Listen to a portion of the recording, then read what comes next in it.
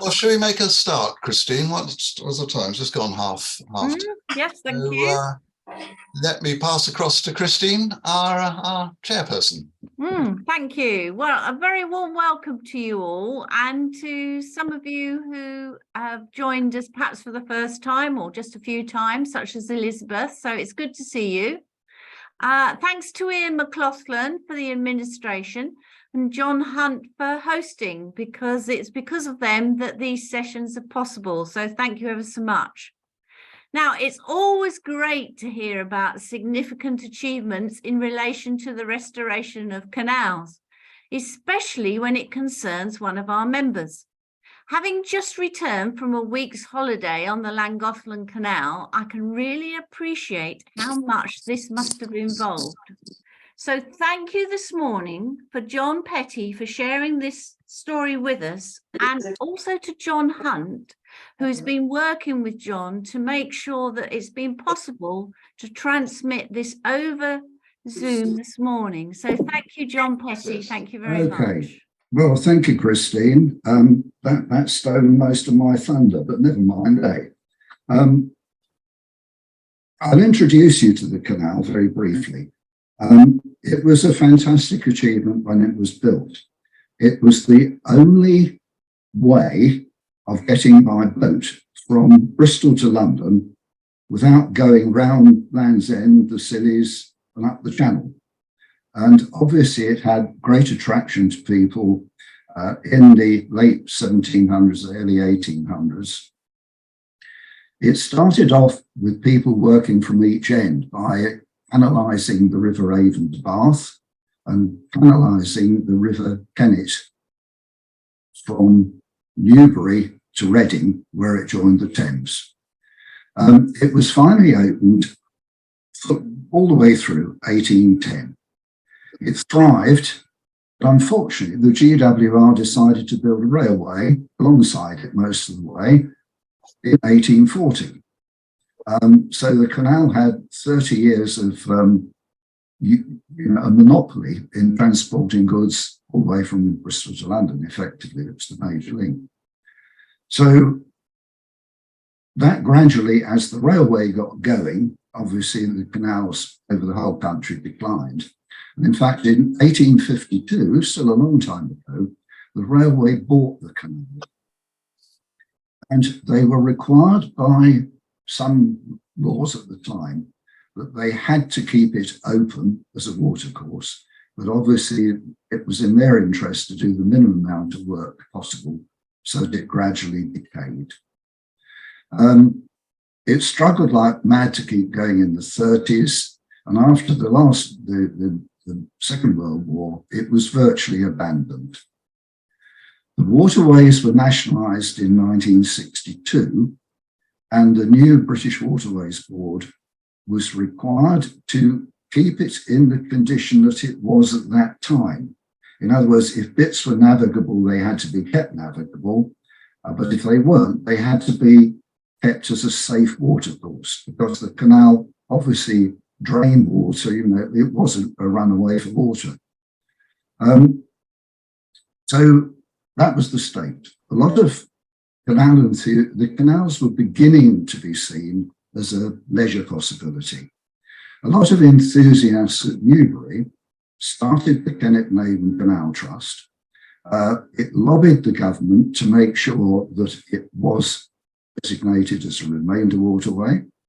And they entered into agreements with the British Waterways Board that they would raise the money to fund improvements to British Waterways Board's canal in order to get it open all the way and become a cruiseway. Once it became a cruiseway, then it was BWV's responsibility to look after the whole thing along with the rest of the canal system.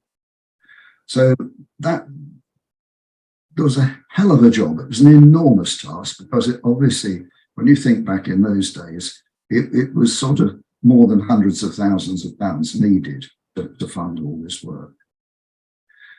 John, could you put the first map up on the screen? Yes. Well, it was, I've forgotten, Christine got it in kilometres, but it was 87 miles from Bristol to Reading. I know it because we've cycled it. So there we are. There's a map. You won't be able to read all the bits and pieces. The important part is the funny line along the bottom, which is the canal contour. So the canal was designed by and engineered by John Rennie, who was a brilliant man. It featured two unique pumping stations. One fed the little flat bit right up at the top called the summit level, and that was situated at Crofton, and it was run by two coal-fired steam beam engines, which are still working. They're the oldest Bolton and Watt steam pumps in existence. There was another miraculous pump which fed the longer flat bit at the left-hand end of the canal, looking at the picture, which was the bit above Bath, and that was powered by a water wheel on the River Avon. So it used the power, the flow of the river to drive a big beam pump that pumped water up to the canal. So there we are, two unique pumping stations. Several major aqueducts, two over the River Avon, which were phenomenal bits of engineering, and no less than 106 locks. Now, of these 106 locks, 29 were concentrated at Devizes. Now, you can see that on the map. If you go from left to right, you'll see a short, nearly vertical line, which is at Bath, and then a sort of fairly flat bit, and then a very large, almost vertical line, which is the Devizes flight, a flat bit, and then a sort of gentle meander down lots of locks to Reading. Now, the bit I'm going to concentrate on is the bit at Devizes. Okay, it was the middle 16 of those formed the thing called the Cane Hill Flight, which is quite unique and was designated one of the wonders of the waterways world. So can we have the next slide, I think, John? There we are. Now, that picture was actually, I don't know how we've managed to get it, but it was actually taken in 1900. I nearly said 1800, but it was 1900. And that shows Cane Hill flight of 16 locks. Quite amazing, quite amazing. Surprised there weren't any boats on it. You can see a little lockkeeper's cottage. You can see the locks going up the right-hand side. Just to the right of the locks is the towpath. Off to the left are what are called side ponds, and I'll explain about those later. And then further over to the left is a sort of bit of fieldy stuff with a hedge. Right. So that's it so far. As I say, I should concentrate. Our activity was with the Cane Hill locks. When we moved to Devizes in 1978, yes, and the state of the canal, can we go on now, John, please? Right, that's the picture at the top. Now, first of all, the state of the canal, Devizes was in a peculiar situation, right? To the left of Devizes, to the west of Devizes, from the bottom of the Devizes flight, right, to Bath was navigable. From the top of the Devizes locks, in other words, in the middle of the town, all the way to Reading was navigable. So the blinking thing in the way was the Devizes flight of locks. That's a picture of them in a decrepit state. It doesn't really show very much, but it's a very old, early picture, again, showing the locks and the side ponds. So there we have this. The main thing left for the canal to do was to fund the finishing of the Devizes locks. How do you think of that? 29 locks. The gates on each lock cost £5,000. I think, no, £7,000 a set. That was a lot of money in those days. A lot of work had been done, and we'll show you the next one. The lock chambers, the side ponds had been scraped out, and that, with a picture with a digger in it, shows just how big these ponds were. bear in mind that they were in steps downhill. So the high ground was to the right. That was a big bank. Over the top of that big bank was a shallower bank to the upper pond, and so on up the hill. Right, fine. The next thing we'll show you, next slide, John, we'll show you the work that had been done. This is about 2 years, it was probably about 1976. It had ex-prisoners, government working party schemes, the Canal Trust had managed to rope in. And this is showing that the lock chambers had been, all the brickwork and stonework had been done. And that's it, an empty flight of locks. And you can see that it was just acting as a drain, a watercourse for any surplus water up at the top to drain down and end up in the River Avon. Okay, right, next one. This is a very important picture. You might wonder why the heck I put it in. This is just a corner of the brickwork, the upper end of a lock. In other words, where the incoming water is shallow, and it shows grooves in the brickwork, and in those grooves are dropped some wooden planks. Those are called stop planks. Now, please remember stop planks because they become very important later on. Okay. Right. So there we are. That's the stage when we got there. The gating had started, and as money was got, so British Waterways Board got the money to put in gates and fit them. But there was still a lot of work to do. Bear in mind that there was an enormous amount of work had been done by volunteers, largely through fundraising, by lobbying, and all the rest of it. We'll now show you a picture of what happened. Now, that was taken in about 1992, and it just shows what had been done. A lovely flight of locks, water in the side ponds, and there we are. I'll just explain here why there were side ponds. This is what makes this flight of locks unique. First of all, they're virtually identical. There's a lift between each lock of about 8 or 9 feet, which was the sort of maximum they liked to do in those days.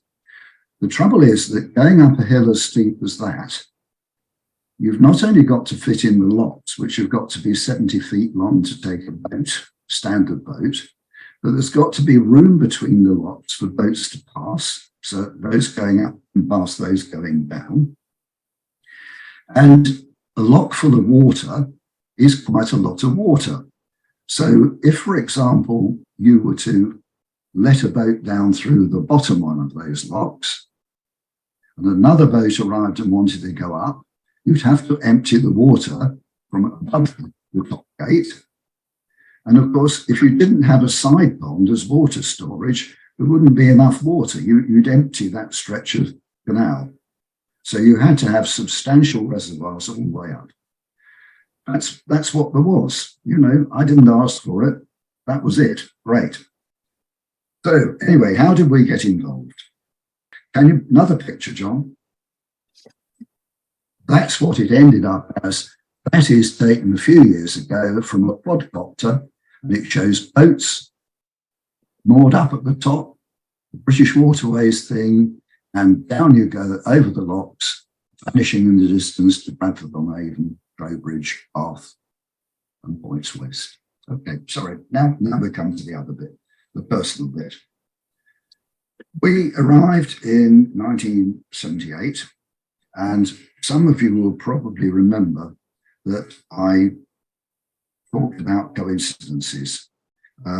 We had a coincidence. We lived in Ipswich. We were canal enthusiasts. We've been on holidays in the canal with our 2 daughters for many years, so we knew about canals. We belonged to the Canal Trust as supporters ever since it started virtually. Jill had a job at Devizes as the membership secretary of the Royal Harry's Yacht Club. We moved to Devizes. She had to give up the job.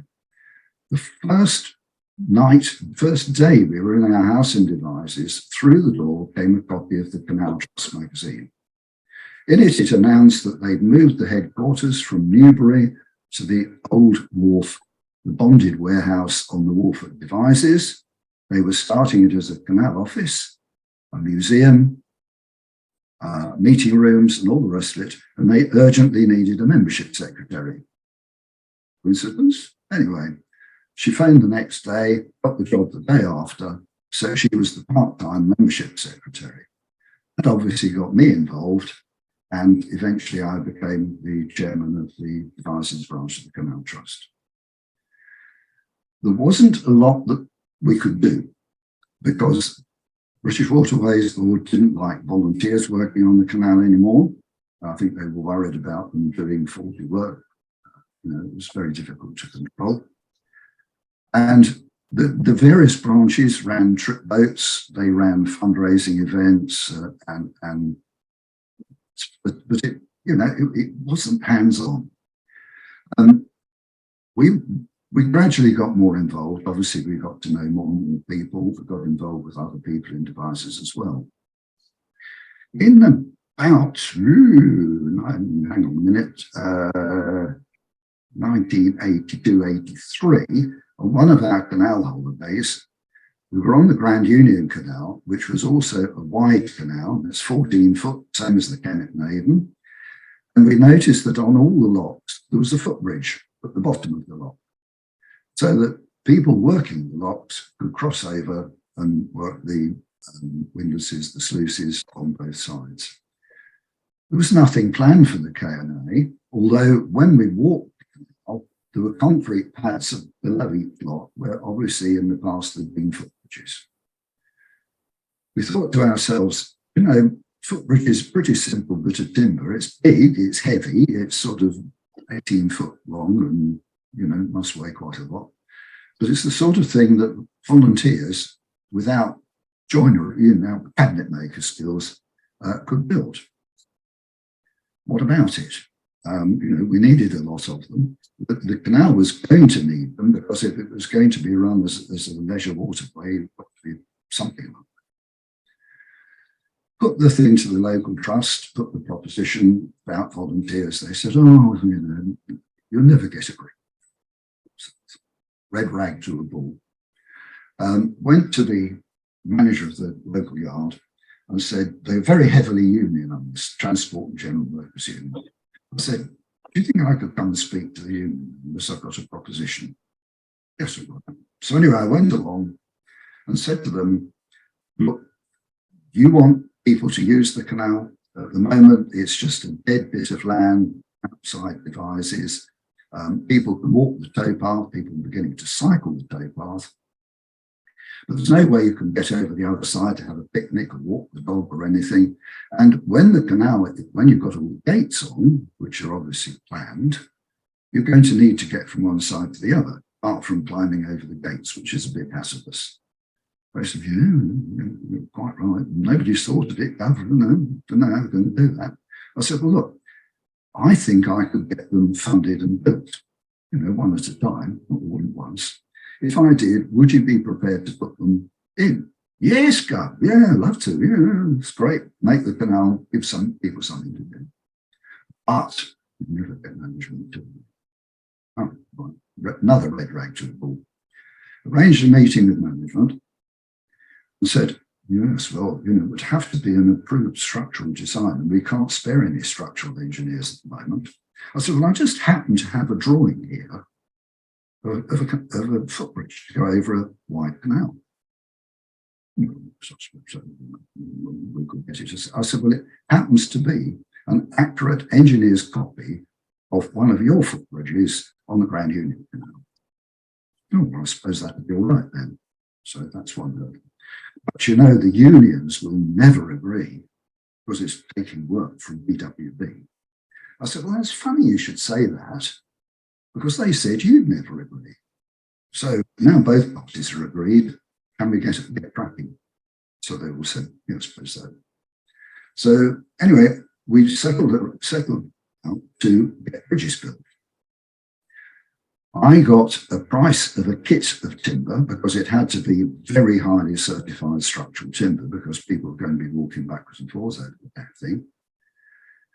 And I got a small group of people in Devizes. I borrowed one of the workshops where I worked, and we built the first bridge. The idea was that we would get donors to buy a pack of timber and we'd get volunteers to build a bridge. Quite a substantial bit of work, not terribly complicated carpentry, lots of nuts and bolts.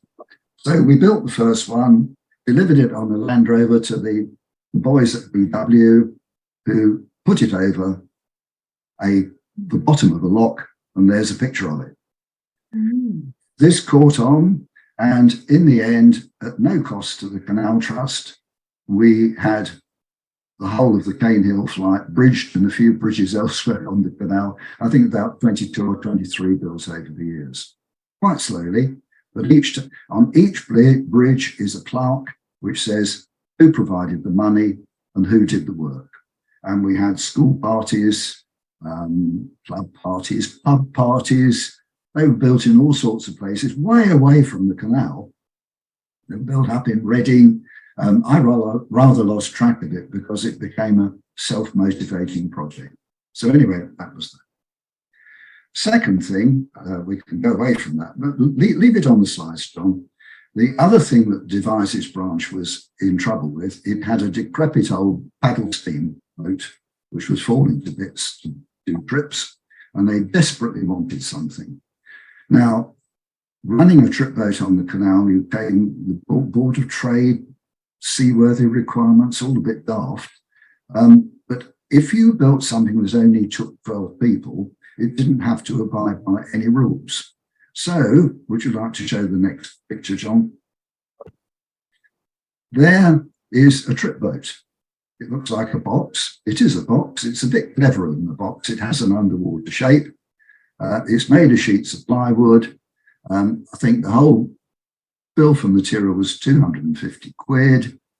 I built it at work in 4 weeks. It's called Tom Pudding because it's named after the little square boats that ran on one of the very first canals up in Lancashire.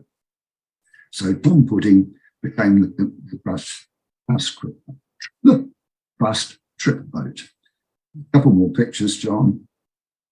There it is, actually in the water, the little outboard motor, going under a bridge at Devizes, and the last picture is setting off into the sunset. So Tom Pudding was quite successful. I don't know how long it lasted. I think it stayed in one piece for about 10 years, which was a miracle. We're then faced with a canal that was Cane Hill was starting to come to life. People could cross over, they could picnic, they could walk the dogs, and all the rest of it. And Jill and I were still feeling very frustrated because there was this lovely stretch of land. I mean, it really was, it had the makings of the most, you saw from the pictures, what a gorgeous spot it was. It was a major asset to the town, and it was virtually completely ignored. And of course, we still had to raise the money to finish off the locks. It demanded a big event. In the winter of 83-84, we decided that we would try and think up something we could do to take advantage of that unique stretch of land, which would raise money, would up the profile of Devizes, would bring people together with a lot of enjoyment. So there we are. We decided on several parameters. It should be unusual. It should preferably involve water. It should be sporting, attract the widest variety of entrants, age, fitness, all the rest of it. Don't need the entrance to provide any equipment. In other words, you just turn up in dirty clothes. Be easy to administer. Attract sponsorship. The money should be easy to collect. And so on and so forth. And we put the idea, it wasn't a plan. We went and talked to, we realized that if we were going to do it, it was going to involve a lot of helpers, far more than the local branch of the trust could manage.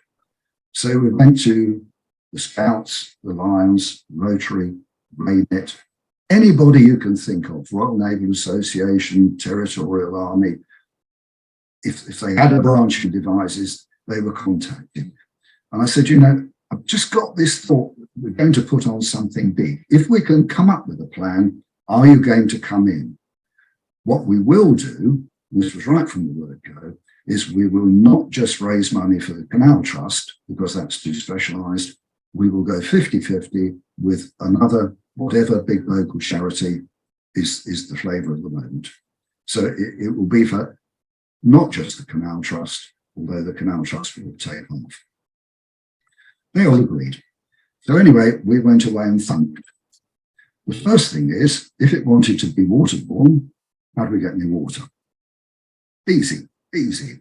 Go and see my friends at the union, who were thrilled with their footbridges, because I think we've got 3 or 4 on them, and said, you know, the corners, the upper bits of the locks, you've got grooves and you've got stop planks. Do you remember the stop planks? What happens if we were to drop the stop planks into the top 5 locks? Now, this was autumn. What would happen by next summer? Well, the side ponds would be full of water, wouldn't they, Gov? I said, good. Will you do it? I've got an idea. Yeah, all right, we'll do it. And they did, just like that. So the canal was okay down to the waterways board yard. Just below, we picked the lock we were going to take as our top lock, and for 5 locks down, we dropped in the stop planks and we waited and hoped. And it was a wet winter, thank God. We then decided, what are we going to race on it? We can't paddle, wade, or anything like that. It'd be very muddy and horrible. Canoes are out. They're too unwieldy. You've seen what the banks look like. We didn't want rafts because people would have to make them. And we suddenly realised, of course, Avon Rubber Company were just down the canal from Avon, and they made inflatable dinghies. So I phoned the sales director at Avon Inflatables, and said, would you lend me half a dozen boats for a long weekend? And told him what it was for. Oh, he said, yes, that'd be good. We'll do that. So there we are. There's the boats. They were 3-man dinghies. How do you use 3-man dinghies effectively? Well, the answer is they're not 1 man, so you've got to put a team. So how many can you get in the 3-man dinghy? The answer is 4. To some as you wouldn't at sea, but to go across the canal ponds, 4 would be very cosy. And it means it's balanced because you have 2 paddles each side. Now, if you race down the hill, people are going to go down a steep hill, paddle across some water, climb up a little hill, down a steep hill, and so on. But for the next race, you've got to have the boats back at the top of the hill. Oh dear. So the answer is you have another 4 people in the same team. So it's teams of 8. And so 4 race downhill, don't have a baton. You pass the boat over to the other 4 who go back up at the top. They are timed. This has the great advantage that you can get a lot of entrants, but the number of teams is the number of entrants divided by 8. So the paperwork isn't very great. They collect their money as a team rather than as 8 individuals, and so on and so forth. So that was the germ of the idea. We got the idea. What are we going to call it? And motocross was beginning to be the in thing in motorsport. And we thought, a hill climb for inflatable boats, and we'll call it motocross. Spelled Botox, B-O-T-X. That was before Botox was invented. We tried to stop them calling it Botox, but we didn't succeed. So anyway, there we are. We decided on doing that. We started to get people organised, and for example, the Lions, the chief lion owned the farm at the bottom of the locks, and he said, you can have my field as a free car park, and the Lions will arrange the car. The Royal Naval Association said, we will organise the starting and the timekeeping. You know, we just had offers and offers and offers of help. So we finally got together and we started to put this out, heavily supported by Wadworth's, the local breweries. And Wadworth, of course, had a chain of pubs. And so we circulated details of this preliminary notices to pubs, schools, anybody who might raise a team. And we ended up in May with about 70, 80 entries, which obviously showed we hadn't committed to doing it. We got a date, but nobody had actually spent any money. So we then decided, and we produced, I think the Soroptimist, the ladies went and sold advertising, and we produced newspaper, and this is Boatacross, the first issue of Boatacross News. It was an 8-page publication. It's gone again. It was an 8-page publication. It was entirely funded by the advertising sold by the Soroptimists, and it had a picture on the front of people paddling across Cane Hill. It looked just as if it was a proper event. That was 8 senior consultants from the Royal United Hospital at Bath. We decided that the joint fund for the first year would be the scanner appeal for the cancer unit at the Royal United. I'd recently had my gallbladder done privately, so as a payback, I phoned my surgeon and said, would you bring some people over one evening and paddle some boats across the canal, because we hadn't got a clue how long it would take, never been done. And we got all these people, everything winding up for the event. And they said yes. So we got television there, we got the local radio there, and we actually had a picture. We actually got a time. Now, it was only across one pond, because when they came, we're only 2, I think, in water. We were just praying that there'd be enough water for the event. So Boatacross News came out. It even in it had a full programme of 2 days. The first day and a half were what we called heats. People in their teams were allocated a heat quite at random. So you got the girl guides racing next to the team from the commando garrison, somewhere or other. Right hodgepodge, but everybody was timed. We had everybody competed in a category. There were pubs, schools, youth groups, all sorts of things, about 7 or 8 categories. Old timers, total age of 160 or something like that. No, more than that. Anyway, it just all gelled. And,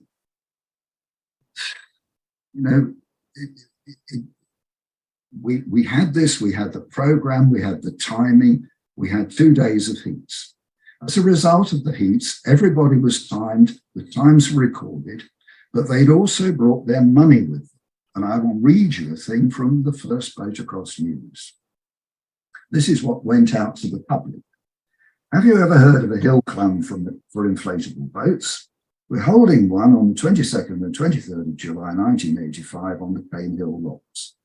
The locks have not yet been restored, but the 50-yard square pool separated by banks will be full of water by the summer. Teams of 8 will divide into 2 groups, 4 going downhill and the other 4 uphill. The teams will be timed, and the fastest 24 will go on to the semi-finals, which will decide places in the grand finals over a longer course. Prizes will be awarded. These are plaques featuring Boatacross in many categories, because it's easier to give a team a prize than 8 people prizes. All teams will be entered in our sponsorship handicap. This was, again, I think, unique. They brought their money with them.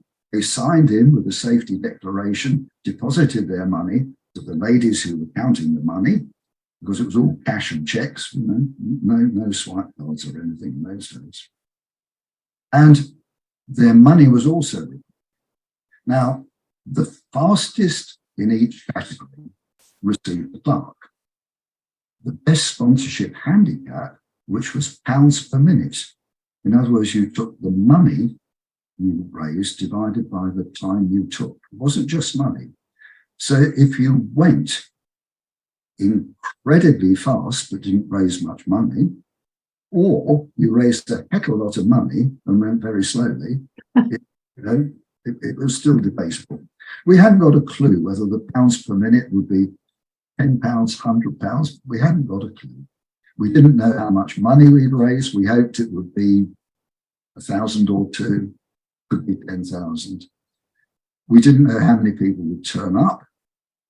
Anyway, the next slide, John, it just shows the map of the course, which shows the 16 ponds and the rest of it. Okay, so publicity, we circulated several hundred print run of photographs news.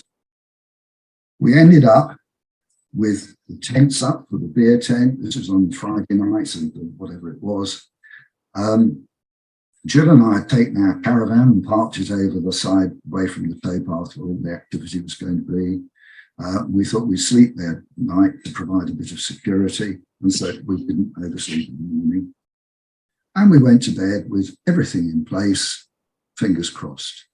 That night, we were woken up by the most torrential rainstorm you've ever met in your life. And for the whole night long, it poured with rain. And don't forget, the only access was down a muddy path. And we looked at each other and thought, what have we started? You know, this is going to be the biggest disaster. Anyway, we kept our fingers crossed. Rain kept raining. Everybody turned up. We had 90 entries, but 70 something actually braved it. Everything ran to time. It was mad. We raised 8,600, which all 4,300 to each charity. Between the semi-finals and the grand final, and this was beginning to get pretty hot stuff racing by then, there was a course during which one of our members engraved all the prizes, everything except the final trophy. And we had the grand final, prize giving, and we actually gave the cheques to the beneficiaries. Now, what was the action? It was absolute chaos. It was mud up to the eyeballs. We had lady helpers turning up in summer dresses and high-heeled shoes, chucking the shoes away and ending up, everybody was just laughing. I mean, it was quite fantastic. I don't know how it happened, but it did. So, John, we've got some action pictures. These are all very bad. These are actually all taken from newspapers dated from the time. So, okay, let's go through. They're terrible pictures, but they'll give an idea. So there we are. There's a bigger one. You can see at the back of that one, you see the crowds. I mean, there were a few people watching. That was typical down the 5 locks. Okay, next one. There we are, getting in. Some people, I know my daughter went in one year and they had a very, very strong man who towed the boat down the bank so fast that he went off without the other 3 and had to go back for them.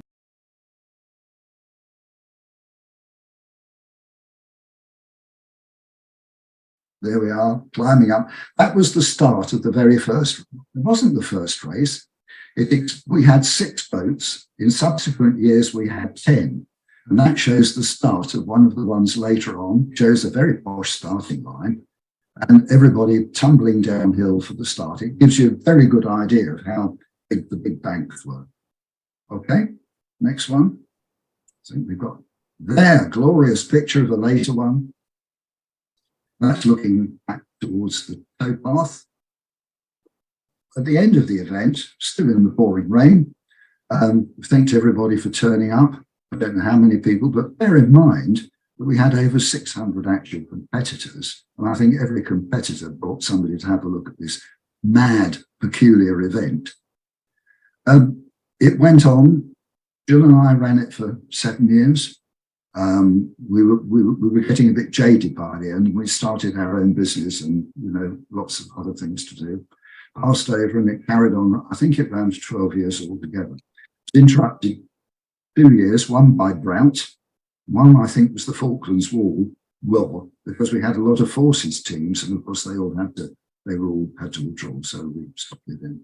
But anyway, in the end, it was stopped because they found Viles disease in all the canal water, and it obviously was not safe to continue. But I think it made its mark on devices.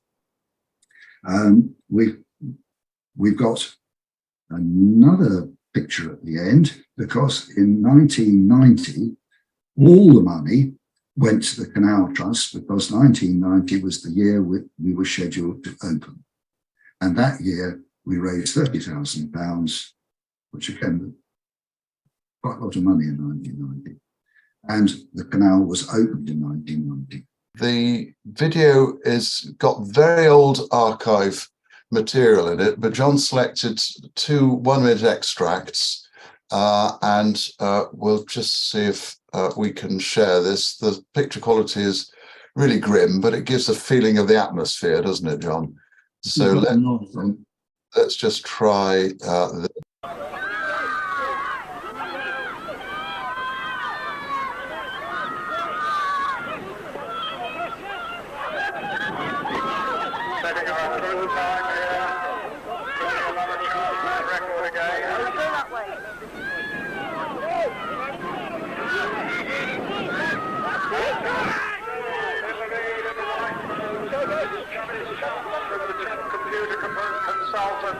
In Jupiter. In second place, and in the red boat is the Lock Hoppers from Melkshire. The runners are in the orange boat, Rockwell Transport. And in the green on the far side of the yellow boat is the Dangerous West Bank.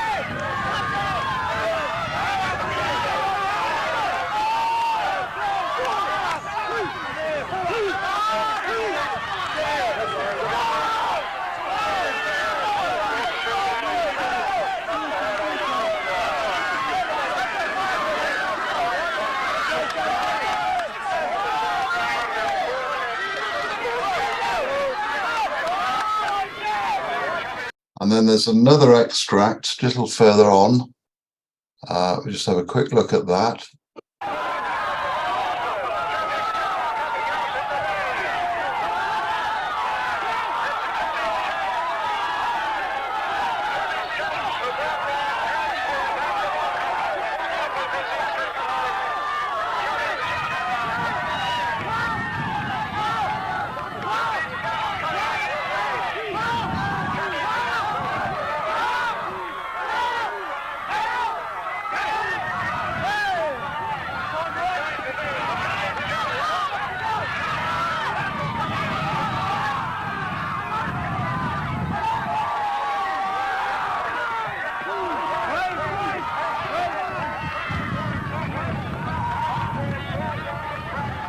So that gives a feel of the atmosphere. Very old archive material there, obviously, but it does give a really good feeling of the atmosphere, doesn't it, John?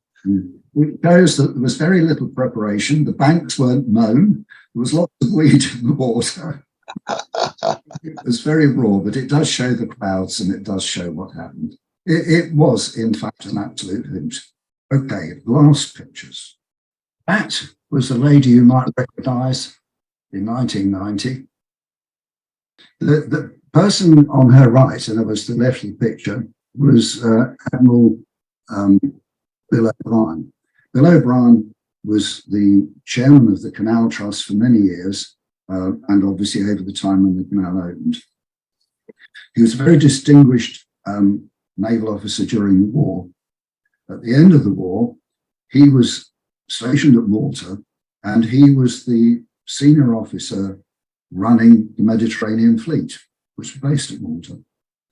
And you may remember that there was a young chap called Philip Mountbatten who captained, I think it was a frigate called Magpie, which was based in Malta at the time when he married a young Princess Elizabeth. And she went out to Malta. And so her early married life with Philip was spent in Malta as a Navy wife. And the senior officer, Bill O'Brien, and his wife were responsible really for looking after them. So they formed a very close relationship. They got to know each other well. When, by the time Bill retired, Princess Elizabeth was the Queen, Bill was made the Admiral of the Royal Household, which sounds a bit odd. It's a sort of one of these peculiar old titles, and used to go up to London to bear, he's wheeled out for various functions. And as a hobby, he lived down near Devizes. He got involved in the Canal Trust, and rather different from his fighting ships in the war, he was absolutely brilliant. It was lovely. And he used to tell us, because obviously he came to the trust offices, got to know Jill and I very well. And he said, oh, you know, she always asked me, and Bill, how's your blooming canal going? Are you ever going to get it finished? And she said, when you do, I'll come and open it for you. Really? So a year before, when Bill knew that we were going to be finished and operable in 1990, he phoned the palace or phoned her up and said, is that office still open? And she said, yes. And they fixed a date, which was the date we opened the canal. And she came down for the day. And she had apparently a lovely day out, very informal, went round the trust offices at the water building, was introduced to the staff, including Jill, who was introduced as the one who kept them under control, came out, walked through the waterways yard, walked along one of the embankments, which was actually the one above the boat across starting line, and got in the boat and ceremonially opened the canal and chugged off to a ceremonial lunch somewhere. So on the way, this is the last picture, I think she enjoyed herself. This is not like Queen Victoria, we are not amused. And the funny bloke wearing the suit for once in the back was me. And I was introduced as the man who had this ridiculously daft fundraising thing on the canal. And she said, oh, what was that? And I actually asked her to turn around, which one shouldn't do, and had to demonstrate how you paddle the boats and over the hill, down there, the next one, and go back again. And that was her reaction. It's a picture that it's one of the few pictures of me that I've got, and it's the most flattering one I've got. So anyway, that was both across. It was only a small way in which, it was only a tiny way in which we helped. I didn't really help as an engineer. You know, it was just, we got involved as members, and it was this great shame that this marvelous place was unused, and it's time something did about it. It says, I